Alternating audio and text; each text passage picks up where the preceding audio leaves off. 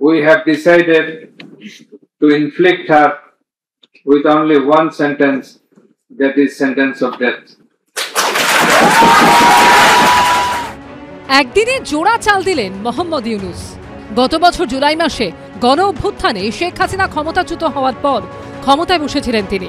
এখনো বাংলাদেশে নির্বাচন হয়নি, অনির্বাচিত সরকারের প্রধান হিসেবেই যাবতীয় চাল চালছেন ইউনূস। এই প্রেক্ষাপটেই এবার মানবতা বিরোধী অপরাধের মামলায় বাংলাদেশের প্রাক্তন প্রধানমন্ত্রী শেখ হাসিনাকে মৃত্যুদণ্ড দিল বাংলাদেশের আন্তর্জাতিক অপরাধ ট্রাইব্যুনাল। যা নামে আন্তর্জাতিক হলেও আসলে বাংলাদেশেরই আদালত এই রায় দিল, তাও আবার শেখ হাসিনাকে আত্মপক্ষ সমর্থনের কোনো সুযোগ না দিয়েই। আর এরপরই ফের চাল চাললেন ইউনূস। বাংলাদেশের আদালত শেখ হাসিনাকে মৃত্যুদণ্ডের সাজা শোনানোর সঙ্গে সঙ্গে তাকে ফেরত চেয়ে ভারতকে চিঠি দিল বাংলাদেশ। বঙ্গবন্ধু কন্যার পাশাপাশি বাংলাদেশের প্রাক্তন স্বরাষ্ট্রমন্ত্রী আসাদুজ্জামান খান কামালেরও মৃত্যুদণ্ডের নির্দেশ দিয়েছে আদালত। উস্কানিমূলক বক্তব্য, হেলিকপ্টার, ড্রোন ও প্রাণঘাতী অস্ত্র ব্যবহার করে আন্দোলনকারীদের হত্যার নির্দেশ, রংপুরে বেগম রোকেয়া বিশ্ববিদ্যালয়ের ছাত্র আবু সাইদকে হত্যার আদেশ, রাজধানীর চানখারপুল এলাকায় আন্দোলনরত 6 জনকে গুলি করে হত্যার নির্দেশ ও আশুলিয়ায় 6 জনকে পুড়িয়ে খুন। এই 5 অভিযোগের প্রেক্ষিতে বাংলাদেশের প্রাক্তন প্রধানমন্ত্রী শেখ হাসিনাকে সাজা শুনিয়েছে আন্তর্জাতিক অপরাধ ট্রাইব্যুনাল 1-এর বিচারপতি গোলাম মর্তুজা মজুমদার, বিচারপতি মোহাম্মদ শফিউল আলম মাহমুদ ও বিচারক মোহাম্মদ মহিতুল হক এনাম চৌধুরীর বেঞ্চ।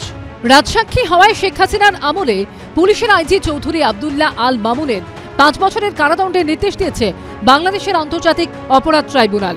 শেখ হাসিনা ও প্রাক্তন স্বরাষ্ট্রমন্ত্রী আসাদুজ্জামান খান কামালের সম্পত্তি বাজেয়াপ্ত করার নির্দেশও দেওয়া হয়েছে। রায় ঘোষণা হতেই তীব্র প্রতিক্রিয়া দিয়েছেন মুজিব কন্যা শেখ হাসিনা। বিবৃতিতে তিনি লিখেছেন, নির্বাচনহীন সরকারের নিয়োজিত পক্ষপাতদুষ্ট রাজনৈতিক উদ্দেশ্য প্রণোদিত ট্রাইব্যুনাল আমার বিরুদ্ধে এই রায় দিয়েছে। এই রায় পক্ষপাতমূলক ও রাজনৈতিক উদ্দেশ্য প্রণোদিত। মৃত্যুদণ্ডের এই কুৎসিত সাজায় অন্তর্বর্তী সরকারের মধ্যে থাকা চরমপন্থীদের নির্লজ্জ খুনি মানসিকতা সামনে চলে এসেছে। তাদের উদ্দেশ্য বাংলাদেশের শেষ নির্বাচিত প্রধানমন্ত্রীকে সরিয়ে দেওয়া এবং রাজনৈতিক শক্তি হিসেবে আওয়ামী লীগকে নিশ্চিহ্ন করে দেওয়া। অর্ণব মুখোপাধ্যায় ও অনিত্রিক ভট্টাচার্য রিপোর্ট, এবিপি আনন্দ। সপ্তমে পৌঁছেছে কল্যাণ বন্দ্যোপাধ্যায় বনাম রাজ্যপালের সংঘাত, যার জেরে সোমবার নজিরবিহীন দৃশ্য ধরা পড়ল রাজভবনে।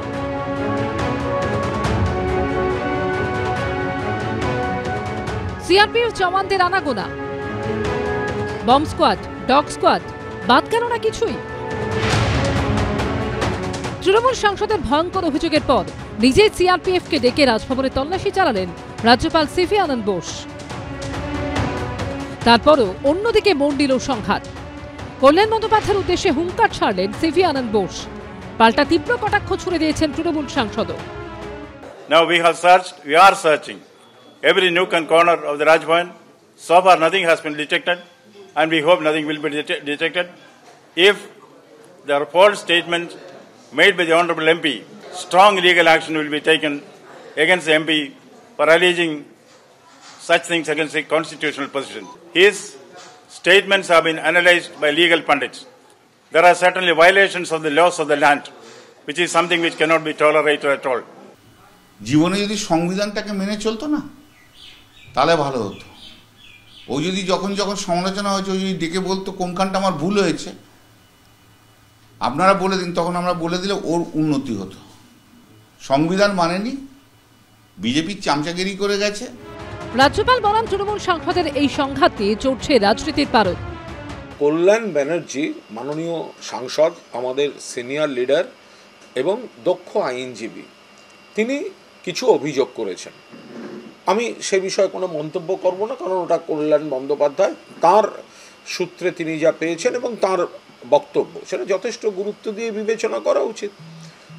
কিন্তু তার সেখানে রাজ্যপাল একেবারে প্যানিক রিয়াকশনে যা শুরু করেছেন সেটা দেখলে বোঝা যাচ্ছে যে কোথাও কিছু সমস্যা ছিল কিনা খুব সিরিয়াসলি সেটা খতিয়ে দেখা উচিত। গভর্নর মনে হয় উনার দুটো জিনিসকে নিয়েই উনি বেশি ইম্পর্টেন্স দিচ্ছেন।